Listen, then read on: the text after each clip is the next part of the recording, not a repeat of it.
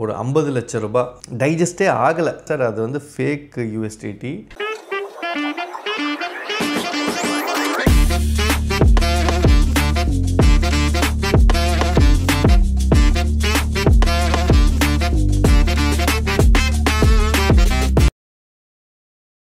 Hello friends, welcome to talks bro.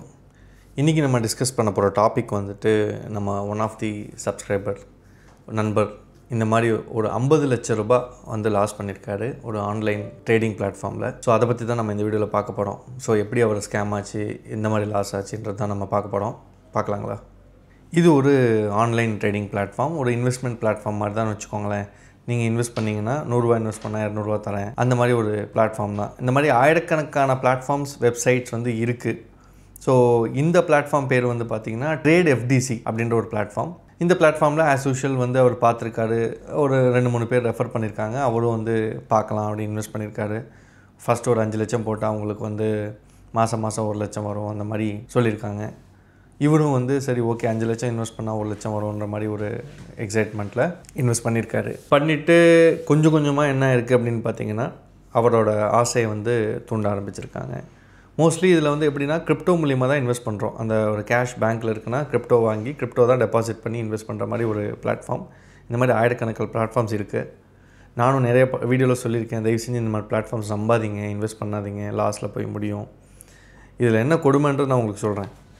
So அவர் வந்து இந்த மாதிரி கொஞ்சம் கொஞ்சமாக இன்வெஸ்ட் பண்ணிவிட்டு கிட்டத்தட்ட 50 லட்ச ரூபா வரைக்கும் இன்வெஸ்ட் பண்ணிட்டார். இதில் 25 லட்ச ரூபா வந்து அவரோட சொந்த காசு, 25 லட்ச ரூபா வந்து கடன் வாங்கி வட்டிக்கு வந்து இன்வெஸ்ட் பண்ணியிருக்காரு. இத்தனைக்கும் வந்து ரொம்ப பாமர மக்கள்லாம் கிடையாது, ஓரளவுக்கு படித்த மக்கள் தான், ஓரளவுக்கு சிறு குறு தொழில் பண்ணுற ஒரு மனிதர் தான். ஸோ இன்வெஸ்ட் பண்ணிவிட்டு அவங்க என்ன சொல்லியிருக்காங்க, நீங்கள் 50 லட்ச ரூபா இன்வெஸ்ட் பண்ணியிருக்கீங்க, நாங்கள் வந்து உங்களுக்கு உங்கள் வாலெட்டுக்கு வந்து 2.5 lakh USDT வந்து கொடுத்துட்டோம், அனுப்பியிருக்கோம் அப்படின்ற மாதிரி வந்து சொல்லியிருக்காரு. ஆக்சுவலி என்னென்னா ஒரு 40 லட்சம் இன்வெஸ்ட் பண்ண டயத்துலேயே வந்து எனக்கு ஃபோன் பண்ணார். இந்த மாதிரி சார் நான் இன்வெஸ்ட் பண்ணிகிட்ருக்கேன், விட்ரா பண்ணலான்னு ட்ரை பண்ணால் வந்து அவங்க டேக்ஸ் கட்ட சொல்கிறாங்க.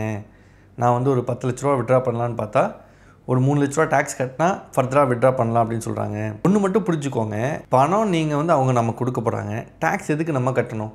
டிடெக்ட் பண்ணிவிட்டு கொடுக்கலாம்ல. 10 லட்ச ரூபா 3 லட்ச ரூபா கழிச்சிட்டு 7 லட்சம் அவங்க கொடுக்கலாம்ல. அதையும் வந்து இப்போ வந்து பண்ணலாமா வேணாமா, இந்த 3 லட்சம் கட்டலாமா வேணாமா அப்படின்ற மாதிரி என்னை கேட்டார். நான் சொன்னேன், சரி இது வந்து ஒரு ஃபேக் பிளாட்ஃபார்ம், தயவு செஞ்சு மறுபடியும் பணத்தை போடாதீங்க, போட்டிங்கன்னா வந்து லாஸ் தான் அப்படின்னு சொன்னோடனே அவர் வந்து ரொம்ப அப்செட் ஆகிட்டார். ஆப்வியஸ்லி 40 லட்சம்ன்றது வந்து சின்ன அமௌண்ட் கிடையாது, கஷ்டப்பட்டு சம்பாதிச்ச படம், ஒரு ஆசையில் வந்து போட்டாச்சு. இப்போது இந்த 3 லட்ச ரூபா போட்டால் இல்லை ஒரு 5 லட்சம் போட்டால் எப்படியாவது இந்த அமௌண்ட்டை எடுத்துடலாம் அப்படின்ற ஒரு நம்பிக்கையில் நான் சொன்ன பிறகு கூட மறுபடியும் அவர் போட்டிருக்காரு. அதான் இது வந்து ஒரு பக்கம் ஃபஸ்ட்டு ஆசையை தூண்டி நம்ம உள்ளே போயிடுறோம், எப்படியாவது இது வந்து நம்ம அமௌண்ட்டு வந்துடாதான்னு சொல்லி வெளியே வர்றதுக்கு அவன் நம்மக்கிட்ட பண்ணுற கேமிங் பிளானு. அவன் கரெக்டாக ப்ரொஃபஷ்னலாக பேசுவான், தமிழ்லே பேசுகிறாங்க. சார் எனக்கு தமிழ்லேருந்து கனடாலேருந்து பேசுகிறேன்றாங்க, ஸ்ரீலங்காலேருந்து பேசுகிறேன்னு சொல்கிறாங்க, எங்கெங்கேருந்தோ பேசுகிறேன், ஆனால் தமிழில் தான் சார் பேசுகிறாங்க, ரொம்ப நல்லா பேசுகிறாங்க, மெயில் போடுறாங்க. அந்த மெயில் காப்பி நான் உங்களுக்கு அணுகிற மெயில்லாம் நீங்கள் பார்த்தீங்கன்னா அந்த மெயில் பார்த்தாலே தெரியுது அது ஒரு ப்ரொஃபஷ்னல் மெயில் கிடையாது, சும்மா வந்து வாட்ஸ்அப்பில் டைப் பண்ணுற மாதிரி பண்ணி அனுப்பலாம் மெயிலையே. அதுவும் நம்பி வந்து நம்ம அது இன்வெஸ்ட் பண்ணுறோம். ஒரு ஃபினான்ஸ் டீம் அப்படின்னு சொன்னால் அது ஒரு கவர்மெண்ட் ரெக்கக்னைஸ்டாக ரிஜிஸ்டர்டாக அதுக்குமே ஃபேக் டாக்குமெண்ட்ஸ் கொடுப்பாங்க. பட் இது எப்படின்றது வந்து நம்ம வெரிஃபை பண்ணோம். அந்த பப்ளிக் டாக்குமெண்ட்ஸ் இருக்கும், அவங்களோட க்ரெடிபிலிட்டி எப்படி இருக்குது அப்படின்றது ஒரு நம்ம சுற்றி இருக்கிற ஒரு 4-5 பேர் சொல்கிறான் அப்படின்றதுக்காக வந்து நம்ம அந்த பிளாட்ஃபார்மை வந்து பிளைண்டாக ட்ரஸ்ட் பண்ணக்கூடாது. ஸோ இப்படி இந்த 40 லட்சம் வந்து நான் 40 லட்சம் இன்வெஸ்ட் பண்ணப்போ என்னை கூப்பிட்டப்போ நான் சொன்னேன் அதை இன்வெஸ்ட் பண்ணாதீங்கன்னு சொல்லிட்டு, அதுக்கப்புறமும் ஒரு 10 லட்சம் இன்வெஸ்ட் பண்ணி கிட்டத்தட்ட 50 லட்சம் பிளாக் ஆகிடுச்சு. அதுக்கப்புறம் நிறைய வாட்டி எனக்கு ஃபோன் பண்ணார். இந்த மாதிரி மக்கள் வந்து எனக்கு ஃபோன் பண்ணும்போது நான் எடுக்காமல் இருக்க முடியல. ஏன்னா வந்து எங்கே எடுக்காமல் விட்டால் ஏதாவது ஒரு பிரச்சனையில் அவங்க மாட்டிப்பாங்களோ, இல்லை ஏதாவது விபரீதமான முடிவுக்கு எடுத்துருவாங்களோன்னு ஒரு பயமாக கூட இருக்குது. சரி எடுத்து நம்ம ரொம்ப ஃப்ரஸ்ட்ரேஷனாக வந்து என்ன சார் பண்ணுறது, நான் எடுக்கிற காசுலாம் போட்டேன், எனக்கு என்ன பண்ணுறதுன்னு தெரியல, இந்த மாதிரிலாம் சொல்லிட்டு இருந்தார்.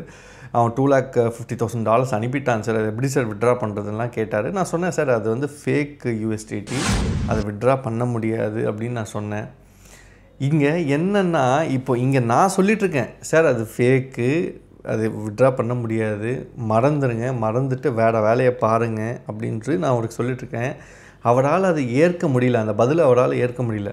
சார் நீங்கள் நேராக அப்பாயின்மெண்ட் கொடுங்க, நான் வந்து பேசுகிறேன் அப்படின்னாரு. சார் நீங்கள் நேராக வந்தாலுமே வந்து பாவம் அவர் தமிழ்நாட்டில் எங்கேயோ ஒரு மூலையில் இருக்கார், அங்கேருந்து சென்னைக்கு வரணும் அப்படின்னா வந்து ரொம்ப கஷ்டம் சார், தேவையில்லாத ஸ்ட்ரெயின் பண்ணிக்காதீங்க அப்படின்னு சொன்னேன். இல்லை சார் எனக்கு மனசு ஆறல, நீங்கள் சொல்லுங்கள் சார் நான் வரேன் அப்படின்னாரு. அதுக்கப்புறம் ரீசெண்டாக தான் வந்து நானாக வந்து ஒரு ஃபங்க்ஷனுக்காக ட்ரிச்சி போயிருந்தேன்.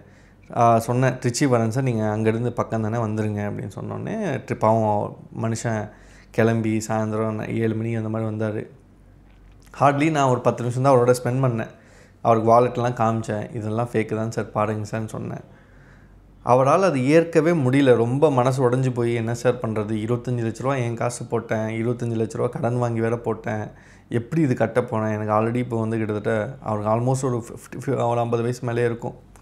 இந்த வயசில் என்ன பண்ணுறதுன்னு தெரியாமல் ஒரு விருடலான ஒரு சுச்சுவேஷனில் வந்து அவர் இருந்தேன். எனக்குமே வந்து என்ன பதில் சொல்கிறது, இது வந்து இந்த மாதிரி பல கால்ஸ் வந்து எனக்கு வருது. இப்போது யாராவது ஒருத்தர் இந்த மாதிரி ஃபோன் பண்ணி நமக்கு சொல்லும்போது அன்றைக்கி நமக்கே வந்து 2-3 நாள் அதை பற்றியே யோசிச்சு பண்ணி பாவம் அந்த 50 லட்ச ரூபா அப்படின்றது சின்ன அமௌண்ட்டு கிடையாது. இப்படி ஏமாற்றிட்டு போயிடுறாங்க, டைஜஸ்டே ஆகலை. அவருக்கு நான் சொல்லி சார் நீங்கள் பொறுமையாக போங்க, ஒன்றும் கவலைப்படாதீங்க, போனது போச்சு, ஃபர்தராக என்ன பண்ணலாம் அதை பாருங்கள், நீங்கள் ஃபார்மாலிட்டிக்கு ஒரு கம்ப்ளைண்ட் கொடுங்க, ஆனாலுமே ஃபண்டு ரிகவர் ஆகிறது ரொம்ப ரொம்ப கஷ்டம். ஏன்னா இந்த ப்ராசஸ் வந்து அவன் வந்து என்ன சொல்கிறது 2 மாதமாக இதே வேலையாக தான் அவரை வந்து ஃபாலோ பண்ணி இந்த அமௌண்ட்டை வந்து கிடச்சிருக்காங்க. இதுக்கு மேலேயும் நீங்கள் இதை மறந்துட்டு வேறு வேலையை பாருங்கள் சார் அப்படின்னு சொல்லிட்டு கிளப்பி விட்டேன். மறுபடியுமே வந்து பார்த்திங்கன்னா நேற்று எனக்கு மெசேஜ் பண்ணார், சார் ஏதாவது பண்ண முடியுமா பாருங்கள் சார் அப்படின்னு. எதுவுமே பண்ண முடியாது சார், ஓகேங்களா. ஃபஸ்ட்டு இந்த மாதிரி பிளாட்ஃபார்ம்ஸ் எல்லாம் போகாதீங்க, யாராவது சொன்னால் பண்ணாதீங்க அப்படின்றது தான் சொல்லி அவருக்கு வந்து நான் கைட் பண்ணேன். ஸோ இந்த ஸ்டோரியில் வந்து நான் அவர் பேரோ இல்லை ஊரோ எதுவுமே நான் சொல்ல விரும்பலை. பட் இது ஒரு ரியலாக நடந்த இது ஒரு கேஸ் 50 லட்சம். இன்னொரு பயங்கரமான ஒரு கேஸ் இருக்குது, அது வேணால் நான் நெக்ஸ்ட் வீடியோவில் சொல்கிறேன். அதெல்லாம் கேட்டால் இப்படி கூட நடக்குமா அப்படின்ற மாதிரி ஒரு கேஸு. அரெஸ்ட் பண்ணுற லெவலுக்கு போயிட்டு அவர் துபாயில் இருக்கார், இந்தியாவுக்கு வரவே முடியாது, வந்தால் அரெஸ்ட் பண்ணுவாங்க, அந்த மாதிரி பிரச்சனையில் மாட்டிக்கிட்டு ஒரு சாதாரண P2P பண்ணதில் இந்த மாதிரி பல பிரச்சனைகள் வந்து டே டு டே பேசிஸில் நடந்துகிட்ருக்கு. ஆன்லைன் ஸ்கேமில் யார் விக்டிம்னே தெரியாது. போலீஸும் ஒரு பக்கம் வந்து யார் இது பண்ணுறாங்க எங்கேருந்து வருதுன்னு கண்டுபிடிக்கிறதுக்குள்ளே முடிஞ்சிடும். ஸோ தயவு செஞ்சு மறுபடியும் சொல்கிறேன், இந்த மாதிரி ஆன்லைன் பிளாட்ஃபார்ம்ஸ்னு சொல்லிவிட்டு தயவு செஞ்சு இன்வெஸ்ட் அப்படியே 5 லட்சம் போட்டிங்களா ஓகே, உங்களால் முடிஞ்ச வரைக்கும் உங்களால் தகுதி ரிஸ்க் எடுக்கிறேன்னா ஓகே, ஒரு 2 லட்சம் 3 லட்சம் 50 லட்சம் 1 கோடி போட்டுட்டு ஆசையை தூண்டி அவன் வாங்கிடுவான். தயவு செஞ்சு போய் மாட்டிக்காதீங்க.